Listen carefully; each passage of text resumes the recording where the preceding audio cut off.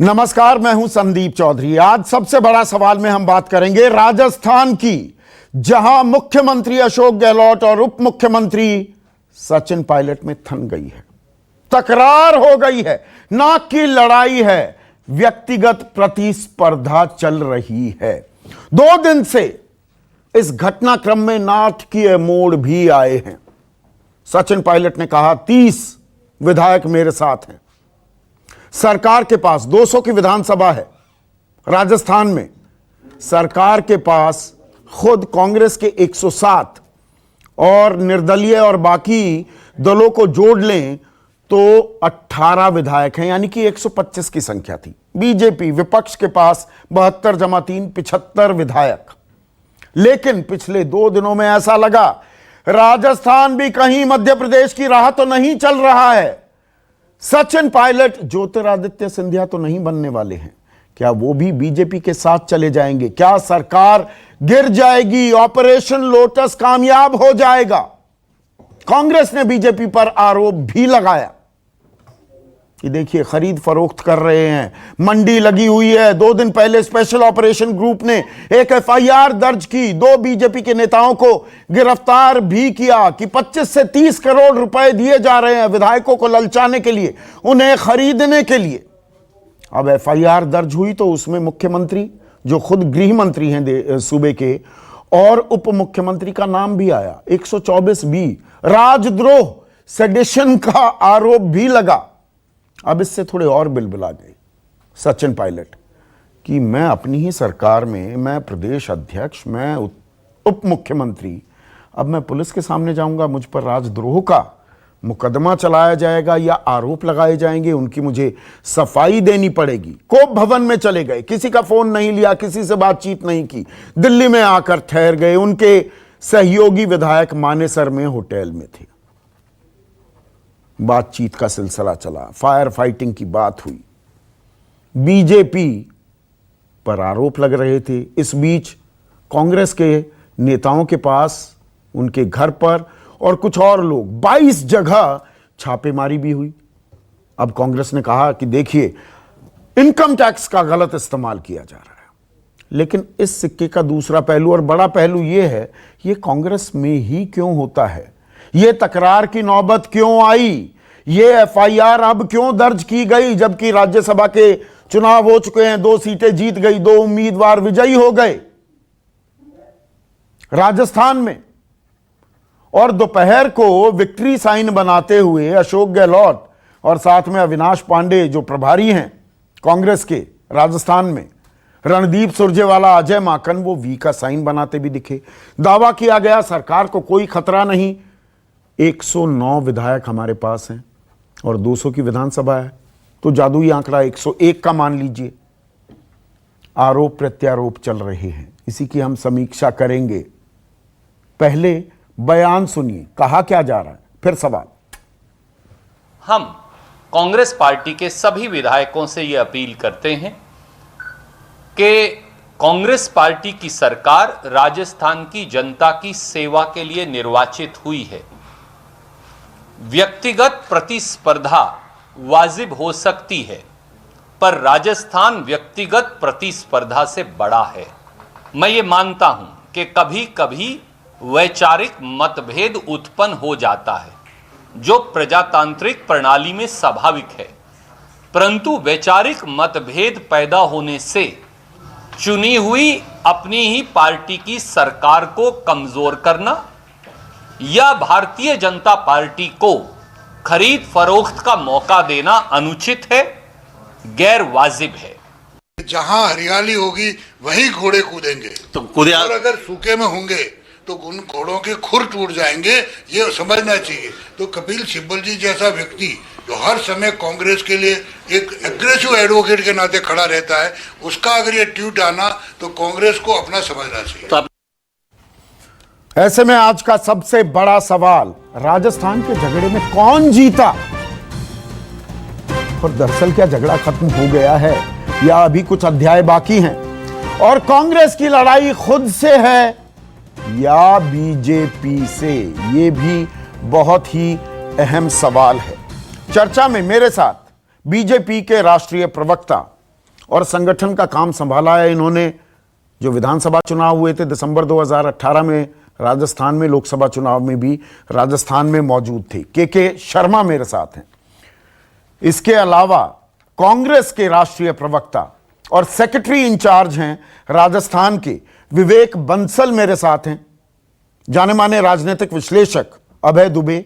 मेरे दो सहयोगी, एक दिल्ली में कांग्रेस हेडक्वार्टर्स के बाहर मौजूद हैं, हमारे पॉलिटिकल एडिटर रमन कुमार, और जयपुर जहां सारा ये खेल हो रहा है वहां पर केजे श्रीवास्तव और उस होटल फेयरमाउंट के सामने मौजूद हैं जहां पर ये तमाम विधायक अब हर्ड किए गए हैं। आजकल वो जो रिजॉर्ट पॉलिटिक्स एक न्यू नॉर्मल हो गया है, रिजॉर्ट में होटल में ठूस डालो सभी विधायकों को।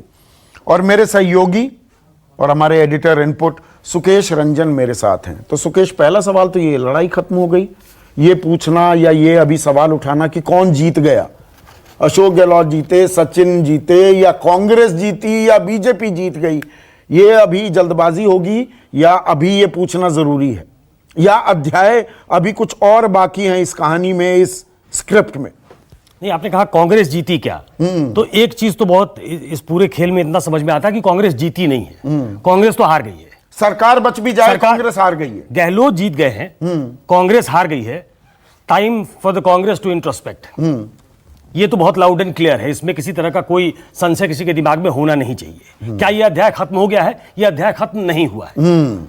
यह अध्याय खत्म नहीं हुआ है क्योंकि इसकी बहुत सारी परतें हैं। हाँ, हम धीरे धीरे खंगालेंगे, वो डिस्कशन में धीरे धीरे आएगा कि क्या यह खत्म हो गया है। और एक बड़ा लेसन लर्न किए जाने की जरूरत है, मुझे लगता है। कांग्रेस कहां लर्न किया है? मध्य प्रदेश के बाद ये सिर्फ फुटबॉल हो रही है। इसके बाद भी अगर लर्न कर ले तो बहुत ये होगा, क्योंकि देखिए इसका कॉन्टेक्स्ट है, ये कोई नया नहीं है कि आज शुरू हो गया।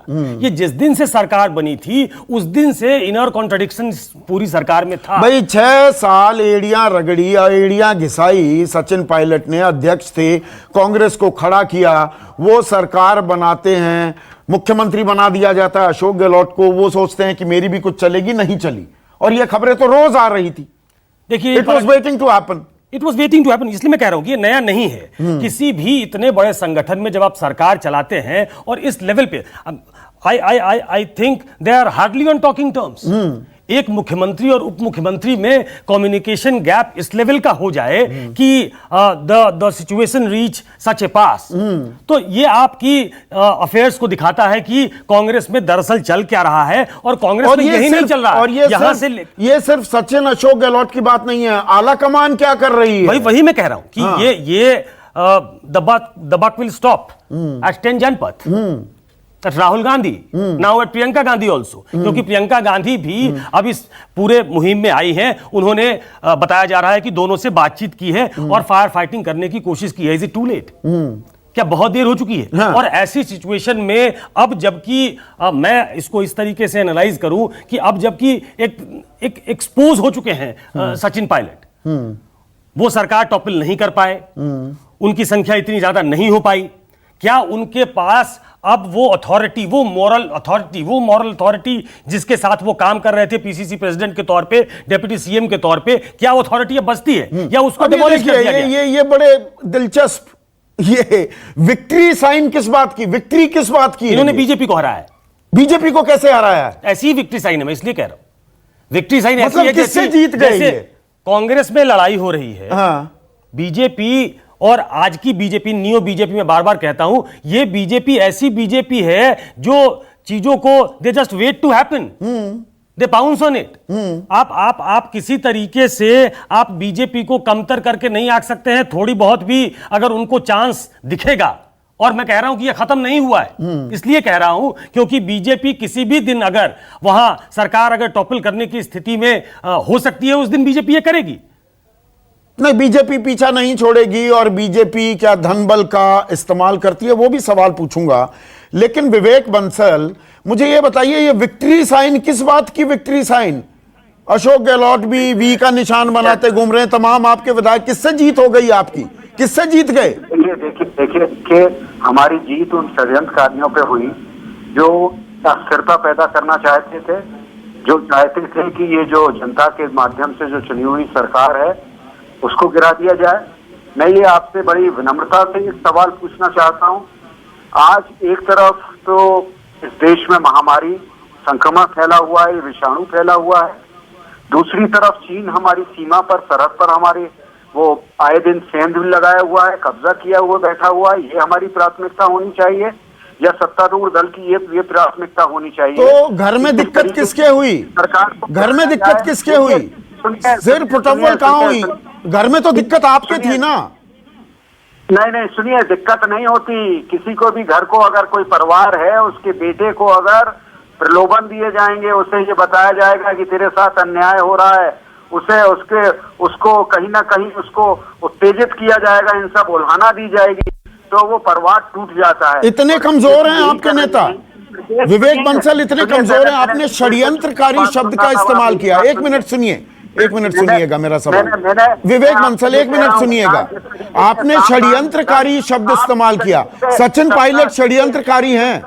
संस्थानों का दुरुपयोग किया गया है, इनकम टैक्स की रेट जो मैं उस पर आऊंगा, पर आप ये बताइए, षड्यंत्रकारी शब्द आपने इस्तेमाल किया। षड्यंत्रकारी कौन है? सचिन पायलट षड्यंत्रकारी हैं? किसे षड्यंत्रकारी बता रहे हैं?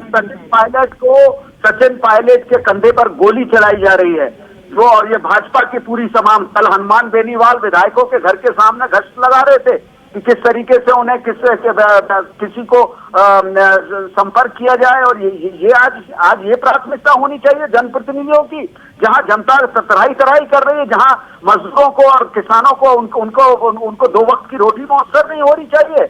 आज ये होना चाहिए कि जो भी सत्ता, जो जहां पे भी सत्ता है प्रदेश में, उसका सहयोग किया जाए कि जनता को जनता के कल्याण में कार्य हो सके, जनता को लाभान्वित किया जा सके। आज उसके परिप्रेक्ष्य में उसमें व्यवधान उत्पन्न किया जा रहा है। आप क्या कह रहे हैं विवेक बंसल? एक मिनट मेरी बात सुनिए। विवेक बंसल, सचिन पायलट जो 6 साल से आपके प्रदेश अध्यक्ष हैं, 1.5 साल से सूबे के, अरे सुनिए ना सर, सुनिए भी, लगातार बोलने से काम नहीं चलेगा। की बात कर रहे हैं और जिस तरीके से सरकारी संस्थानों को इस्तेमाल किया जा रहा है, सत्ता के दुरुपयोग किया जा रहा है, क्षमा कीजिएगा, ये कोई अच्छा संकेत नहीं है लोकतंत्र। अब मेरा सवाल भी लेंगे कि नहीं लेंगे? बिल्कुल लूंगा साहब, बिल्कुल लूंगा। सचिन पायलट 6 साल से आपके प्रदेश अध्यक्ष, 1.5 साल से सूबे के उप मुख्यमंत्री, युवा हैं, पर वो दूध पीते बच्चे तो नहीं है। उनका इस्तेमाल हो जाएगा, उनके कांधे पर रखकर बंदूक चला रही है बीजेपी, और वो चलने दे रहे हैं। मैं आपके सवाल में जोड़ देता हूं। हाँ। इनके अपने प्रवक्ता जो हैं, रणदीप सुरजेवाला, उन्होंने कहा कि व्यक्तिगत स्पर्धा हो सकती है, लेकिन हम बीजेपी को मौका ना दें। हाँ। मतलब आपने बीजेपी को मौका दिया है साहब। ये कांग्रेस के प्रवक्ता ऑन रिकॉर्ड, अभी हमने सुनवाया उनका बयान कि आपने मौका दिया, उन्होंने लपक लिया। देखिए, मौका नहीं दिया। मौका, कुछ चीजें होती हैं वो मौके से ऊपर होती हैं। आज देश की प्राथमिकता होनी चाहिए इसलिए जो मारक जो आज जो संक्रमित कर रहा है, अब तो आप रिपीट कर रहे हैं। प्राथमिकता होनी चाहिए। मौका तो बहुत मिलते रहेंगे, सत्ता में हम और आप रहेंगे। तो लड़ाई तो आपकी थी, दूसरा कैसे आपके घर में घुस जाएगा? नहीं, लगातार आप वो बात कहते रहेंगे, पर के शर्मा, इस बात को भी इनकार नहीं किया जा सकता, जहां आप सत्ता से बेदखल होते हैं, एन केन प्रकारेण साम दाम दंड भेद सबका आप इस्तेमाल करते हैं। ऑपरेशन लोटस चल रहा है ना, मॉनसून के बादल अब राजस्थान पर आ गए, पहले मध्य प्रदेश पर थे, फिर वहां बरसे, ज्योतिरादित्य सिंधिया अपनी तरफ कर लिया, अब सचिन पायलट की बारी है क्या? जी संदीप जी, बड़ा आश्चर्य है कांग्रेस के प्रवक्ता को सुन बढ़ता है, शोलेबाज हैं, बड़ा आश्चर्य मुझे। और आप एक जो प्रश्न पूछे तो मैं पूछना चाहता हूँ कि अशोक गहलोत ने भाजपा से कितने करोड़ रुपए लेकर जो है नोटिस दिया है सचिन पायलट को? ये तो खुद को भी नोटिस दिया है। नहीं, अरे तो बाद में उनको मुंह को बचाना था इसलिए बोल रहे हैं वो। हाँ। आज 2 दिन पहले जब सचिन पायलट यहाँ आए, या जब उन्होंने आरोप लगाया इस बात का कि मैं डिप्टी सीएम हूँ, मैं प्रदेश अध्यक्ष हूँ, आप अपने डिप्टी सीएम को राजद्रोह के केस में डाल रहे हैं, और इसके बाद आप हमसे कह रहे हैं। तो अशोक गहलोत ने हमसे कितना रुपए लिया है ये बताए पहले तो ये कांग्रेसी। तो मतलब आप बिल्कुल पीछे हैं, आपका कोई लेना देना नहीं, कोई पैसे नहीं दिए गए, ये गलत एफआईआर दर्ज की गई है, ये जो फोन रिकॉर्डिंग का हवाला दिया जा रहा है सब मिथ्या है। अरे भाई, तो आपकी सरकार है, दही जमी है आपके हाथ में कि आपके हाथ बांध रखे हैं, करो ना कार्रवाई आप अपने यहाँ। आपकी पुलिस, आपकी व्यवस्था, आप गृह मंत्री, आपके हाथ में दही जमी हुई है, क्या कर रहे हो वहां पे? और अभी कांग्रेस के प्रवक्ता बैठ के मेरे यहाँ बता रहे हैं कि हमारी प्राथमिकता ये होनी चाहिए। आपकी प्राथमिकता मुख्यमंत्री की है कि वो शक्ति परीक्षण करे वहां पे बैठ के। कांग्रेस के अंदर शक्ति परीक्षण हो रहा है और वहां से जो है भागे जा रहे हैं, वहां से विधायकों को बसों में भरकर आप होटलों में ले जा रहे हैं। ये आप वहां की जनता की सेवा कर रहे हैं राजस्थान की। आपके घर में आपके चोर, गुंडे, लुटेरे, भ्रष्टाचारी आपके घर बैठे हुए हैं और आप ये भ्रष्टाचार की बात अभी क्यों याद आ रही है? के 22 लोगों पर छापेमारी हो रही है, सब कांग्रेसी। ये फेयरमाउंट होटल जहां पर ये विधायक ठहरे हैं, इनके दफ्तर में भी आज सुबह छापे पड़े हैं। ये छापेमारी यकायक इसी वक्त कैसे शुरू हो गई? दबाव नहीं बना रहे क्या? आपको मैं जवाब दे दूं? जी संदीप जी, मेरी आवाज आ रही है ना? आ रही है, बिल्कुल साफ, लाउड एंड क्लियर।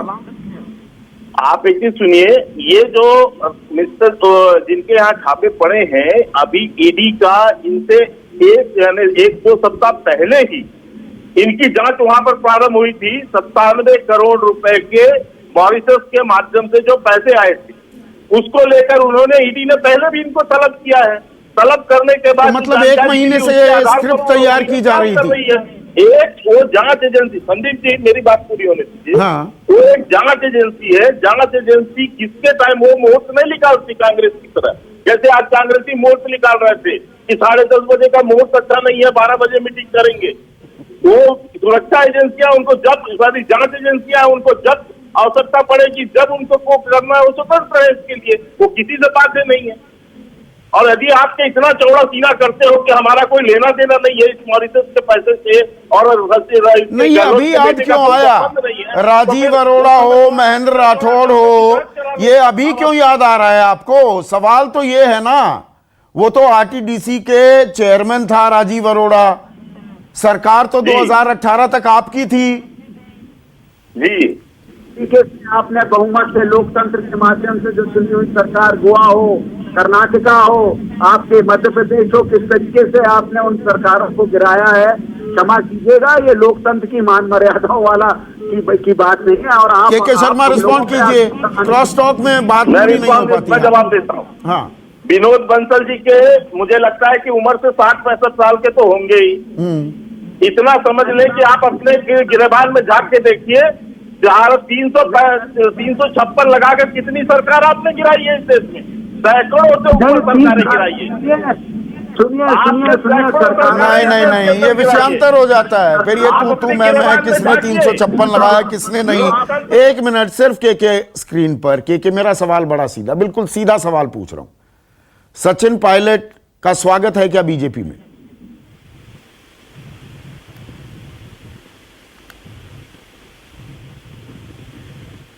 के जी, सचिन पायलट का बीजेपी में स्वागत है? दरवाजे खुले हैं बीजेपी के सचिन पायलट के लिए?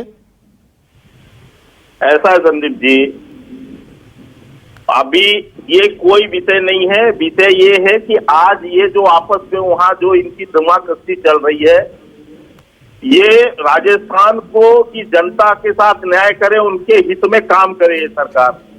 और यदि इसी तरह से लड़ते रहे तो आपस में फिर इनको करके सरकार गिरा लेनी चाहिए। के सुकेश बोल रहा हूँ। रही बात हमारे यहाँ की ज्वाइनिंग की, तो सुन लीजिए। के एक सवाल, सुकेश बोल रहा हूं मैं, एक सवाल। आप स्वागत है कि नहीं सचिन पायलट का छोड़ दीजिए। कांग्रेस तो भ्रष्टाचार में आकंठ डूबी हुई पार्टी है। सचिन पायलट अच्छे आदमी है कि नहीं? अच्छे आदमी है वो? नहीं, पाक साफ है कि नहीं? हम ये सर्टिफिकेट, एक मिनट सुन लीजिए सर, मैं सुकेश जी बहुत स्पष्टता से कह रहा हूँ, हम सर्टिफिकेट देने वाले कोई नहीं है। यदि आपने भ्रष्टाचार किया है हर दिन तो देते हैं कांग्रेस को सर्टिफिकेट। और जैसे कि इनके राष्ट्रीय अध्यक्ष राहुल गांधी और सोनिया गांधी जेल से बेल पर हैं भ्रष्टाचार के मामले पर, उसमें भी हमारा कोई रोल नहीं। कानून अपना काम कर रही है, उनको खुद ही भ्रष्टाचारी बता रही है। कल यदि सचिन पायलट के अगेंस्ट कोई केस निकलेगा तो उसमें नहीं, आप कह रहे हैं ना ये मुद्दा नहीं है। ज्योतिरादित्य सिंधिया बीजेपी में आए तो आपकी सरकार बनी ना। नहीं है यहाँ तो के ज्योतिरादित्य है, अगर आए बीजेपी में तो आपकी सरकार बनी ना मध्य प्रदेश में। तो मैं इसीलिए पूछ रहा हूं, सचिन पायलट के लिए दरवाजे खुले हैं ना? आएंगे तो स्वागत करेंगे। विषय आज ये कोई विषय नहीं है संदीप जी कि उन्होंने हमसे कोई बात किया नहीं, मैं भविष्य के उस पर कैसे आपको जवाब ठीक है। अबे दुबे मुझे ये बताइए, ठीक है अबे दुबे, पर दरअसल ये जो राजस्थान में हो रहा है ये कांग्रेस की आपसी लड़ाई है, कांग्रेस खुद से ही लड़ रही है, या बीजेपी से लड़ाई है? वो कह रही है नहीं बीजेपी फायदा उठा रही है, हम कोरोना से लड़ रहे हैं, वो हमारे विधायकों को हथिया रहे हैं। कांग्रेस आला कमान की पाले में थी। करीब 15 दिन पहले अहमद पटेल से मिलकर सचिन पायलट ने पूरी समस्या उनके सामने साफ रखी थी कि मुख्यमंत्री से उनके किस किस्म के मतभेद हैं और वो मतभेद किस सीमा तक जा चुके हैं। संदेश साफ था कि राजस्थान में सत्ता का बंटवारा ठीक से नहीं हुआ है। आला कमान को चाहिए कि पंच फैसला करे और सत्ता का बंटवारा करे, लेकिन आला कमान ने कोई कदम नहीं उठाया और स्थिति विस्फोटक हो गई। अब देखने की बात यह है कि आला कमान ऐसा क्यों नहीं कर रहा है। अभी कांग्रेस का बहुत गहराई से अध्ययन करने वाले हमारे एक वरिष्ठ पत्रकार अभिनेत्री ने टिप्पणी की, राहुल गांधी आज भी कांग्रेस के डिफेक्टो प्रेसिडेंट हैं। तो मैं ये पूछना चाहता हूं कि वो डिफेक्टो प्रेसिडेंट क्यों है, वो डिजूरी प्रेसिडेंट क्यों नहीं है। पूरा का पूरा कांग्रेस आला कमान जो है वो एक खास तरह के एडवोकेसी के ऊपर क्यों चल रहा है, वो सदर्थवाद वहां पर क्यों है। आखिरकार ऐसी क्या बात है कि जब सूबों में सत्ता के दो दावेदार होते हैं तो कांग्रेस आला कमान उनके बीच में दोस्ती क्यों नहीं करा पाता है। मध्य प्रदेश में भी वो नहीं करा पाया, राजस्थान में भी उसने अभी तक ऐसा कोई कदम नहीं उठाया जिससे ये विस्फोटक स्थिति आने से बच सकती। तो सीधी सीधी ये कांग्रेस आला कमान की खामी है। जब तक कांग्रेस आला कमान अपनी खामियों को दूर नहीं करेगा तब तक कांग्रेस प्रदेशों में ऐसी तरीके से उनके हाथ से सत्ता फिसलने की नौबत आती रहेगी। कांग्रेस में आला कमान है भी अभी? अबे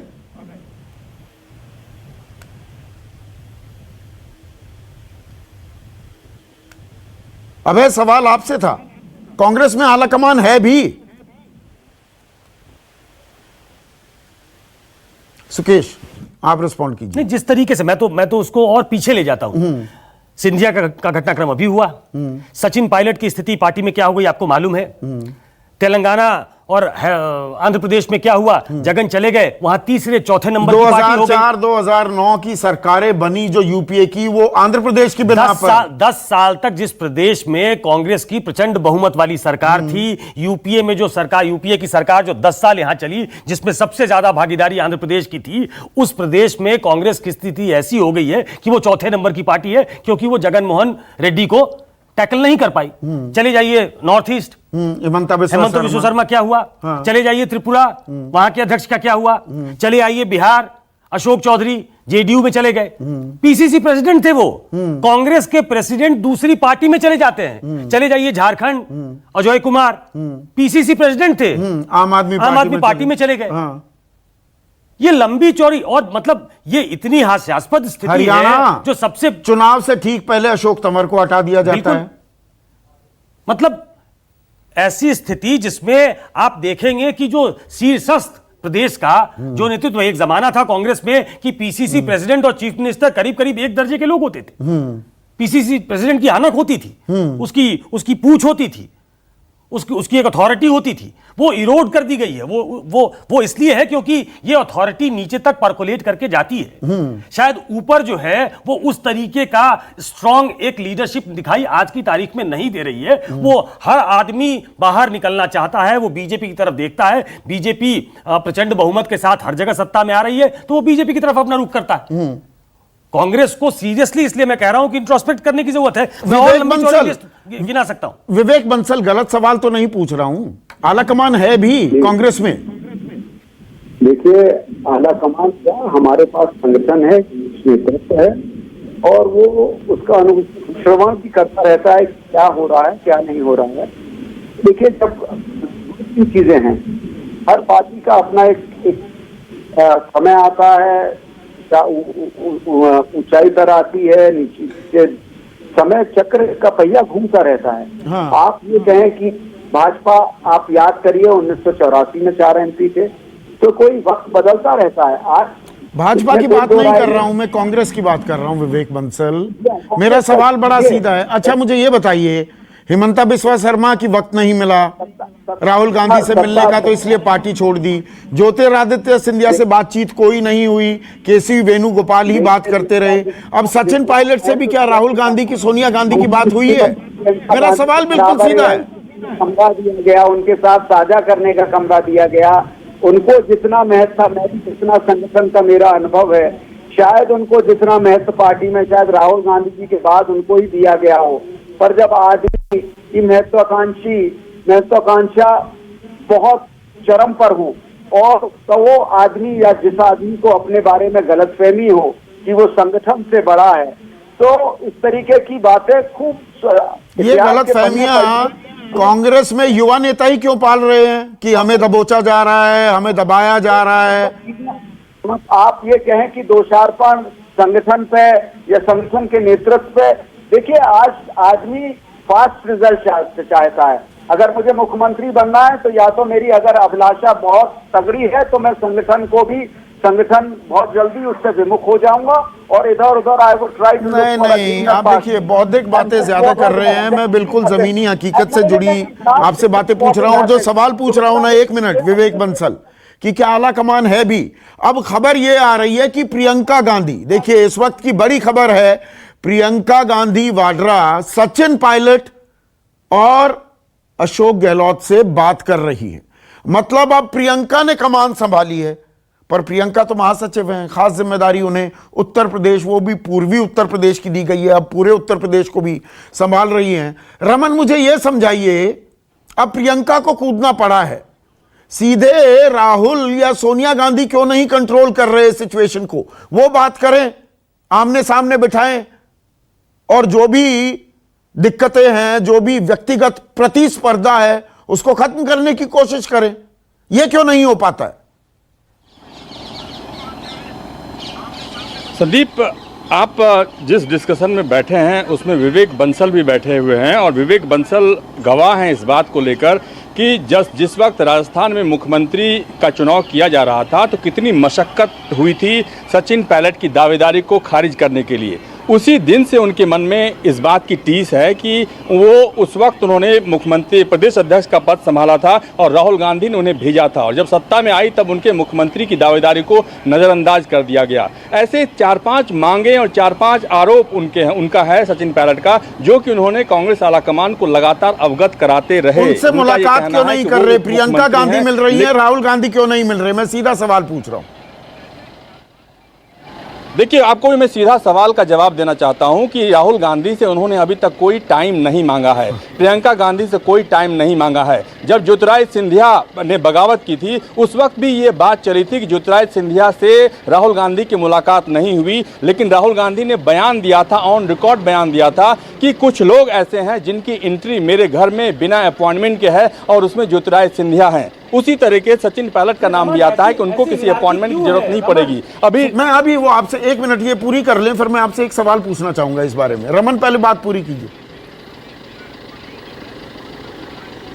तो जहां तक मैं आपसे कह रहा था कि सचिन पायलट की जिन मांगों को अभी तक नज़रअंदाज किया गया है कांग्रेस आलाकमान की तरफ से, या कहें कि अशोक गहलोत की तरफ से, क्योंकि अगर उप मुख्यमंत्री सचिन पायलट हैं, उनका फोटो का इस्तेमाल नहीं किया जाता है। जो भी राजस्थान सरकार की एडवर्टीजमेंट होती है, जो योजना होती है, उप मुख्यमंत्री के फोटो का इस्तेमाल नहीं किया जाता है। साथ ही उनका ये बड़ा आरोप है कि उनका फोन लगातार टैप किया जा रहा है और मुख्यमंत्री इन दिक्कतों को लेकर 1.5 साल से रमन आलाकमान अनभिज्ञ था, मालूम नहीं था कि ये हो रहा है। नहीं थी, बिल्कुल अनभिज्ञ नहीं थी, बिल्कुल अनभिज्ञ नहीं थी। और आलाकमान को इस बात की जानकारी सचिन पायलट के द्वारा भी कई मौकों पर दिया गया, लेकिन राहुल गांधी या प्रियंका गांधी या सोनिया गांधी की तरफ से केसी वेणुगोपाल या संगठन महासचिव के तौर पर या दूसरे जो पार्टी के बड़े नेता हैं, उन्होंने इंटरवीन करके ये कहा कि ऐसी कोई बात नहीं हो रही है, क्योंकि विवेक बंसल को एक जानकारी है, सारी जानकारी है कि आखिरकार सचिन पायलट की नाराजगी। मैं विवेक बंसल से पूछूंगा, लेकिन सुकेश जो बल्कि आप सवाल पूछ रहे थे, मैं आपसे जवाब चाहूंगा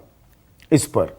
मतलब ये कोई हैरारकी है कि भाई मेरे दरवाजे खुले हैं, आप आकर मिल लीजिए, अरे आप जाकर मिल लीजिए। ये पहले आप में कांग्रेस अपने पैर पर कुल्हाड़ी मार रही है या कुल्हाड़ी पर पैर मार रही है? ये प्रोएक्टिव अप्रोच जो होना चाहिए राजनीति में कि आगे बढ़ के आप अपने कलीग का हाथ थामते हो, आप एक साथ राजनीति करते हो, ये सब यंग ब्रिगेड के हिस्सा हैं। एक जमाने में ये राहुल की टीम के लोग बताए जाते थे जो आज छिटक छिटक कर जा रहे हैं। और हम वेट करेंगे, राहुल गांधी का दफ्तर ये वेट करेगा कि हमसे तो समय मांगा नहीं तो हम क्यों बात करें। हमने राजीव सतप को भेज दिया है, हमने फलाने को भेज दिया है। जब आपके इंटरवीन करने से बात बन सकती है तो आप इंटरवीन क्यों नहीं करते। इसीलिए बार बार कहा जाता है कि क्या वो रिलक्टेंट पॉलिटिशियन है क्या। ये आरजी ऑफिस से बात होगी, सीपी ऑफिस से बात होगी। मतलब स्थिति ऐसी है कांग्रेस पार्टी की जो किसी से छुपी हुई नहीं है कि अपनी संख्या उसकी लोकसभा में ऐसी हो गई कि विपक्ष का नेता नहीं है उनका।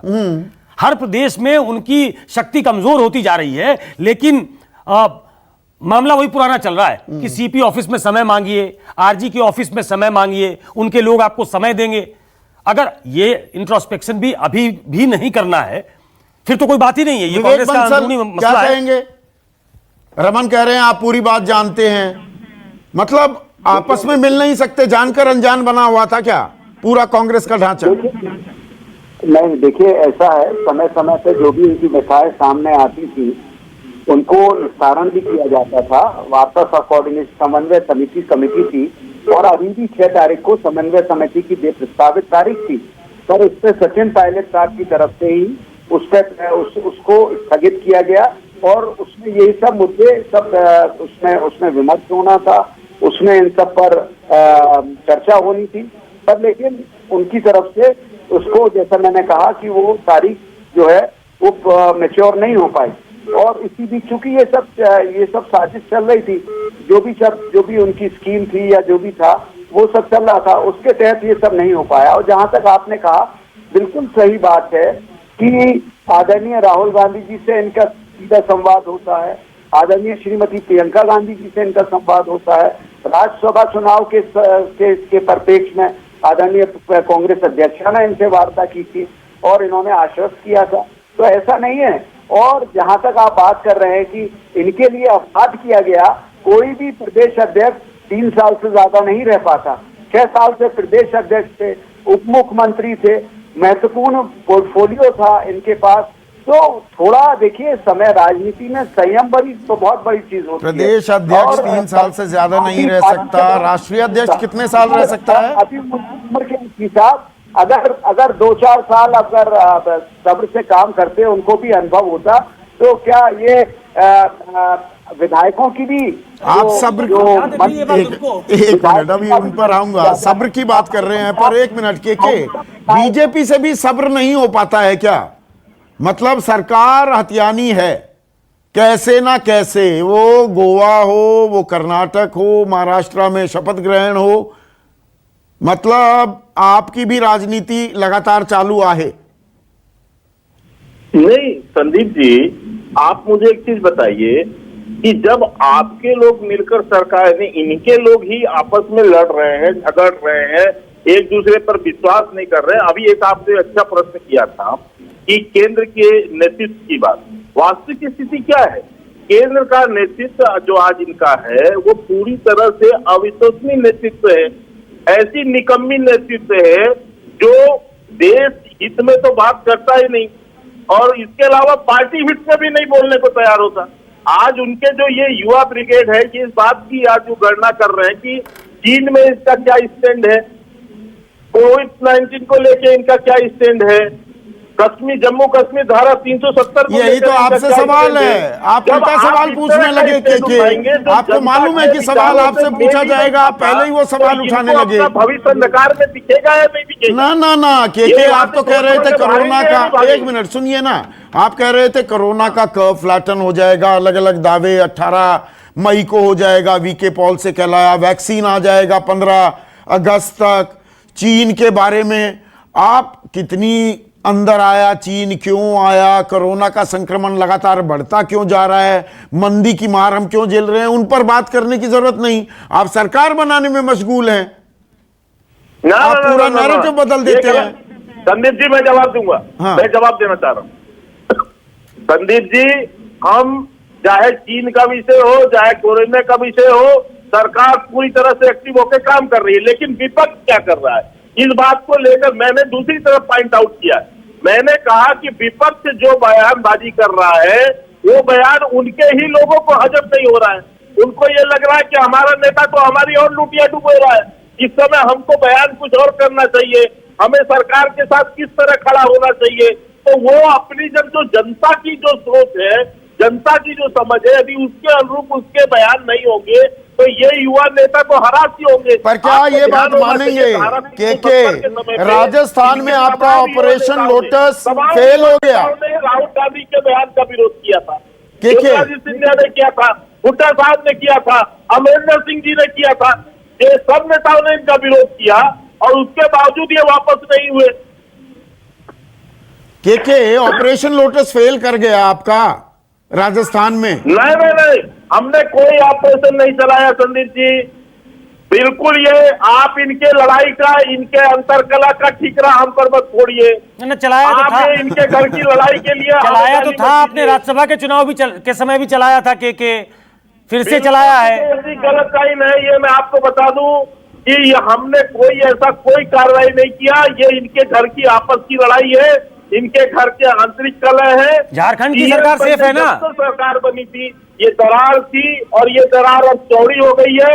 हाँ, इतना मैं एक विद्यार्थी, राजनीतिक विद्यार्थी के रूप में कह सकता हूँ कि अब ये एक बड़ी खबर आ रही है, के रोक रहा हूं, एक बड़ी खबर आ रही है। आप ही के नेता गुलाब चंद कटारिया वो बयान दे रहे हैं कि राजस्थान में बीजेपी फ्लोर टेस्ट नहीं चाहती है। राजस्थान में फिलहाल फ्लोर टेस्ट नहीं चाहती। गुलाब चंद कटारिया, जैसे मैंने आपको बताया, गृह मंत्री रह चुके हैं वसुंधरा सरकार में, वो कह रहे हैं फ्लोर टेस्ट नहीं चाहती बीजेपी। केजे, फ्लोर टेस्ट क्यों नहीं चाहती बीजेपी? मैंने अभी अभी सवाल पूछा था के शर्मा से कि ऑपरेशन लोटस फेल कर गया क्या? ये 109 के आंकड़े पर अब बीजेपी को लग रहा है कि नहीं, काम नहीं चल पाया, सरकार नहीं गिरेगी, ये मान रही है क्या बीजेपी?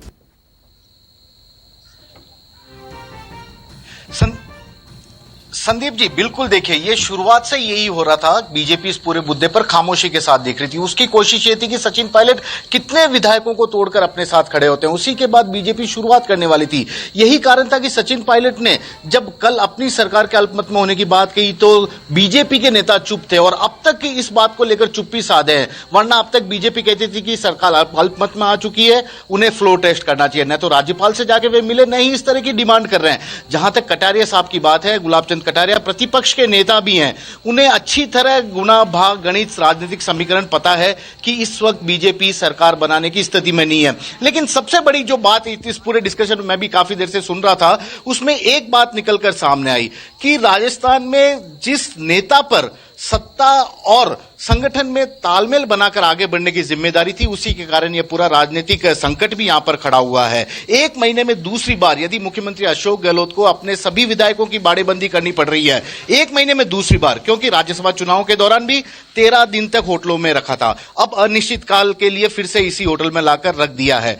तो यह कांग्रेस के लिए काफी चिंता वाली बात है। अंदरूनी लड़ाई का फायदा अब बीजेपी ये चाहती है कि थोड़ा और गैप बढ़ जाए, उसी के बाद वह खुलकर इस पूरे मामले पर अपनी भूमिका को सामने लाए। लेकिन एक बात है कि जिसने इस पूरे क्राइसिस को इस बार खड़ा किया है, ये जो ताजा क्राइसिस है, उनके नाम के पीछे पायलट लगता है और पायलट का यह विमान इस बार नाराजगी कहां लैंड होगी, इसी पर बीजेपी के साथ साथ कांग्रेस नेताओं की भी नजर है। तो ऐसे में सुकेश, अब बीजेपी का ये कह देना, गुलाब चंद कटारिया, मैं बीजेपी नहीं कहूंगा, गुलाब चंद कटारिया कई बार ऐसे बयान भी देते हैं सर, फिर बाद में पार्टी कहती है कि हमारा अधिकृत बयान नहीं है कि फ्लोर टेस्ट फिलहाल नहीं।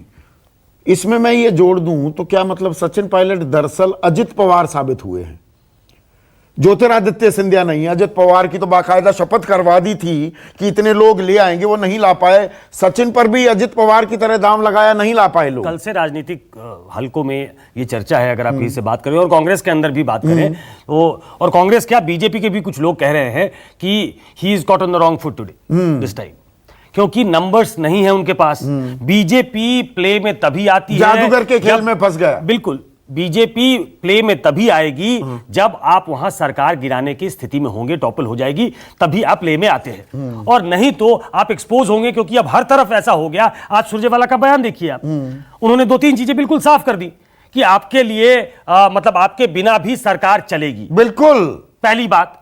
दूसरी बात, एक एल्बो रूम जिसको कहते हैं राजनीति में देना, कि आपका स्वागत है, आप आ जाइए। अभी भी विधायकों से कहेंगे आप आ जाइए। समेत सभी साथियों से मैं गुजारिश करूंगा कि दो तीन दफा बोला। हाँ। तो ये कहना कि तमाम बड़े नेताओं ने उनसे बातचीत की है, तो पब्लिक प्लेटफॉर्म से उन्होंने ये बताने की कोशिश की कि उनका ये आरोप गलत है कि उनसे किसी ने बात नहीं की। उनका ये भी आरोप गलत है कि हमने उनको सम्मान के साथ रखा नहीं। हम अभी भी कह रहे हैं आप आ जाइए, और इस बार पब्लिकली कह रहे हैं। और तीसरा जो बहुत ही अंडरलाइन करके कहा गया कि आपके बिना भी सरकार चल सकती है। तो इन तीनों बयानों को अगर आप देखें और घटनाक्रम को देखें तो सचिन पायलट को घेर लिया गया है। क्रैश लैंडिंग हो गई, उनकी क्रैश लैंडिंग हो गई, और जादूगर कहा जाता है अभी के लिए कह सकता हूं, अभी के लिए। हाँ, फिलहाल राजनीति में तो कुछ भी हो सकता है।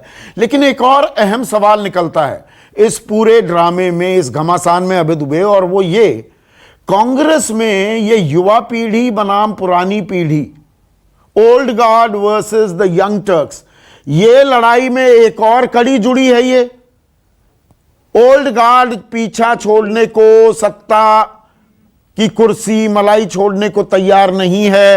यंग गार्ड कुल बुला रहा है, दम घुट रहा है। यह हकीकत एक बार फिर सामने आ रही है। ये यंग और ओल्ड की लड़ाई कांग्रेस में सुनते सुनते हुए कान पक चुके हैं। आपको ध्यान होगा जब राहुल गांधी पार्टी अध्यक्ष थे, उसी वक्त मध्य प्रदेश में कौन हुकूमत करेगा और राजस्थान में कौन हुकूमत करेगा इसका फैसला हुआ था। अगर तकनीकी रूप से देखा जाए तो राहुल गांधी के नेतृत्व में ही कमलनाथ को मुख्यमंत्री बनाया गया, और राहुल गांधी के नेतृत्व में ही अशोक गहलोत को मुख्यमंत्री बनाया गया, और माधवराव सिंधिया के सुपुत्र और राजेश पायलट के सुपुत्र, ये दोनों राहुल गांधी के व्यक्तिगत मित्र थे और सहयोगी थे। इसके बावजूद भी उन लोगों को सत्ता नहीं प्राप्त हुई। तो अगर राहुल गांधी को कांग्रेस के अंदर यंग गार्ड का प्रतिनिधि माना जाए, तो फिर ओल्ड गार्ड को उनके नेतृत्व में सत्ता क्यों प्राप्त हुई? तो ये पूरी की पूरी जिस तरीके से बनाई जाती है कि यंग गार्ड बनाम ओल्ड गार्ड, कोई दरअसल कोई बहुत राजनीतिक नहीं। अबे मैं ये सवाल इसलिए पूछ रहा हूं, देखिए कंफ्यूजन है कि भाई यंग गार्ड को प्रमोट करना है, ओल्ड गार्ड को बनाए रखना है, या उनमें तालमेल करेंगे। अब ये यहां पर जो हो रहा है, ये लड़ाई तो सीधी है पुरानी पीढ़ी युवा पीढ़ी के बीच में। राजस्थान में जो हो रहा है ये मध्य प्रदेश में भी हुआ, और राजस्थान में ये सब घटनाक्रम हो रहा है तो 26 साल के हार्दिक पटेल को अध्यक्ष बना दिया जाता है, कमान सौंप दी जाती है गुजरात कांग्रेस की। तो मतलब कोई क्लैरिटी नहीं दिखती। मेरा सवाल दरअसल ये है। नहीं, आपकी बात बिल्कुल सही है। अगर क्लैरिटी होती तब ये भी स्पष्ट होकर हम लोगों के सामने आता कि लोकसभा चुनाव के ठीक पहले इन दो ओल्ड गार्ड को दो प्रदेशों की सत्ता क्यों सौंपी गई। हाँ। उसका आधार क्या था? किन तर्कों के आधार पर इन दोनों को सत्ता सौंपी गई, और जो नौजवान पीढ़ी के लोग थे उनको सत्ता नहीं सौंपी गई, ये कांग्रेस की तरफ से कभी स्पष्ट रूप से सामने नहीं आया है। तो हम लोग जानते हैं इसका कारण क्या है। उन कारणों को यहां मंच पर नहीं कहा जा सकता है। नहीं, पर ये कंफ्यूजन है, ये समझने की बात है, मेरी समझ से परे है। छोटा सा कमेंट चाहूंगा सुकेश। राहुल गांधी के जो तथाकथित नजदीकी हैं वही सबसे पहले कांग्रेस छोड़ रहे हैं या दरकिनार होते जा रहे हैं। आपने पूरी लिस्ट गिनवाई थी, वो सब राहुल गांधी के आदमी थे, राहुल गांधी के करीबी थे, और राहुल गांधी उनको आगे बढ़ा रहे थे। हाँ। अब ये this flies into the face of common sense समझना बहुत मुश्किल है कि कोई एक मैच्योर पॉलिटिकल माइंड अगर होगा तो वो आज की परिस्थितियों के हिसाब से फैसला करेगा। लेकिन ऐसा क्यों होता है? अभी ताजा उदाहरण है कि मध्य प्रदेश में आपकी चुनी हुई सरकार चली गई जो ठीक ठाक चल रही थी, और एक व्यक्ति उसको ठीक से हैंडल नहीं किया गया। आप कह सकते हैं कि उनकी महत्वाकांक्षाएं थी, वो चले गए और उन्होंने सरकार गिरा दी। आपने ठीक से हैंडल नहीं किया, इस पे सवाल हमेशा उठाया जाएगा। और अभी अभी का ताजा उदाहरण है, और आप वही चीज रेप्लिकेट कर रहे हो, होता हुआ देख रहे हो। और अभी भी प्रोएक्टिविटी नहीं दिख रही है। मैंने कहा संदेश वाहकों, मैसेंजर्स के जरिए बात हो रही है। ये आरजी ऑफिस, सीपी ऑफिस, जब तक आप देख लीजिए अमित शाह की स्टाइल ऑफ वर्किंग, आप बहुत सारी चीजों से उनसे ना इत्तेफाकी रख सकते हैं। मैं कहता हूं कि एक जमाना था कि वहां पे अटल बिहारी वाजपेयी, लाल कृष्ण आडवाणी के पाले में जाके गेंद रुक जाती थी कि उन्होंने फैसला कर दिया, हो गया। वही एक जमाना ऐसा था कि सोनिया गांधी के पास मामला गया, मामला खत्म हो गया। अब यही नहीं पता मामला जाएगा कहां। अब किसके पास जाएं? हाँ, फैसला कौन करने वाला है? राहुल गांधी के पास जाएं, सोनिया गांधी के पास या प्रियंका गांधी कर देंगी, या वो प्रियंका गांधी सबसे आगे अभी एमपीज की बैठक थी जिसमें फिर से एक बार डिमांड उठी कि राहुल गांधी को बना दिया जाए। तो लैक ऑफ क्लैरिटी है एट द टॉप। बिल्कुल। राजस्थान में जो सियासी घमासान चल रहा है उस पर हम बात कर रहे हैं, अंतिम सत्र है, लेकिन एक बड़ी खबर आ रही है। और खबर क्या, बड़ी दिलचस्प खबर है। अब कांग्रेस ने जो विधायक कांग्रेस विधायक दल की बैठक में शामिल नहीं हुए, उन्हें नोटिस देने की प्रक्रिया शुरू कर दी है। मीटिंग में जो नहीं आए उनसे सवाल पूछा गया, भैया आप क्यों नहीं आए। अब इसका क्या मतलब निकाला जाए? नहीं, राजनीति में और राजनीतिक दल ये करते हैं कि आप मीटिंग में नहीं आए, आपको बुलाया गया तो एक नोटिस सर्व किया जाएगा। लेकिन कल से जो ये बात कही जा रही है कि एक व्हिप जारी किया गया है, व्हिप सर्टेन कॉन्टेक्स्ट में जारी होता है। वो असेंबली चल रही हो, पार्लियामेंट सेशन में हो, आपने किसी लेजिस्लेशन को पास करने के लिए कोई बिल लगा रखा हो और उसमें आपका रहना जरूरी है, तब वो व्हिप काम करता है, वो चाबुक नहीं। कांग्रेस अब ये कह रही है क्या, तथाकथित जो ये बागी विधायक हैं कि भैया आ जाओ, हमारे पास 109 है, सरकार हमारी ही रहेगी, या तो आराम से आ जाओ वरना हम पार्टी से निकाल देंगे। ये पहला चाबुक है। हाँ, ये चाबुक है आप ये एक सख्त रवैया अपनाने की कोशिश है कि आप हमारे पास आ जाइए, हमारे पास चाबुक है, आप हमारे विधायक हैं। तो इसलिए ये दिया गया। इसकी लीगल वैलिडिटी क्या है, इसमें बहुत ज्यादा दम लगता नहीं है, लेकिन अपने विधायकों की ठोक रही है ना कि हमारी सरकार है, अभी देखिए घर आ जाओ, हाँ हमारी सरकार है, आप आ जाइए। लेकिन सरकार दरअसल उनकी नहीं है, सरकार कंफर्टेबल मेजॉरिटी की सरकार थी कांग्रेस की, जो उन्होंने आज लूज कर दी है, तो उसको वापस गेन करने की विवेक बंसल, अब आप कारण बताओ। नोटिस जारी कर रहे हैं, मतलब बता रहे हैं आ जाओ, सरकार हमारी है, आ जाओ वरना निकाल देंगे। गलत कह रहा हूं क्या? देखिए अब आप लोग को संभावना है, एक पार्टी का अनुशासन होता है, उसके तहत अगर नोटिस दिया जा रहा है तो प्रिय संगठन अगर है तो नोटिस देगी कि नहीं देगी। अब आप उसको उस तरीके से आप उसका मंतव्य उसका आप निकाल रहे हैं। बहरहाल अगर किसी को एक अध्यादेश या कहिए या किस तरह के आदेश जारी किया गया कि इस बैठक को में उपस्थित होना अनिवार्य है, तो जो विधायक नहीं उपस्थित होंगे तो उन्हें दिया जाएगा। ये तो बहुत ही स्वाभाविक बात है। इसको आप लोग उस तरीके से आप उसको इंटरप्रेट कर रहे हैं तो आप मुझसे बेहतर जानते हैं विवेक बंसल बाबू, राजनीति में जो कहा जाता है और जो दरअसल होता है उसमें बहुत फर्क होता है, उसमें जमीन आसमान का फर्क होता है। लेकिन अब इस कार्रवाई से ऐसा लग रहा है, कांग्रेस को लगता है सरकार उनकी बरकरार है, तो फिलहाल के लिए कहा जा सकता है जो ये व्यक्तिगत प्रतिस्पर्धा शुरू हुई थी अशोक गहलोत और सचिन पायलट में, पायलट की जो सुकेश कह रहे थे क्रैश लैंडिंग हो गई है, जादूगर जीत गए हैं। लेकिन राजनीति में ये फिलहाल का विश्लेषण मैं कर रहा हूं, कंक्लूडिंग कमेंट दे रहा हूं, राजनीति में आज क्या होता है और कल क्या होता है उसमें दिन रात का अंतर भी हो जाता है, बड़ा फासला भी हो जाता है। आज के लिए बस इतना ही। नमस्कार, मैं हूं मानक गुप्ता।